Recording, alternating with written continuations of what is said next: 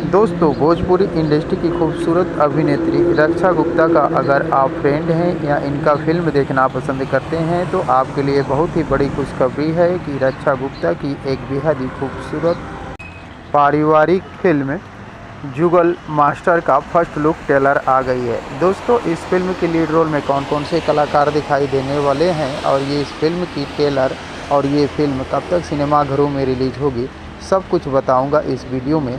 बने रहे अंत तक मेरे साथ। दोस्तों, वीडियो में आगे बढ़ें उससे पहले आप सभी दोस्तों से एक छोटी सी रिक्वेस्ट है कि दोस्त, अगर आप अभी तक मेरे चैनल को सब्सक्राइब नहीं किया है तो प्लीज़ चैनल को सब्सक्राइब करके वीडियो को झट से लाइक कर दीजिए। दोस्तों, आपको बता दें, इस फिल्म की लीड रोल में दिनेश लाल यादव निरहू के साथ रक्षा गुप्ता रोमांस करती हुई नज़र आने वाली है।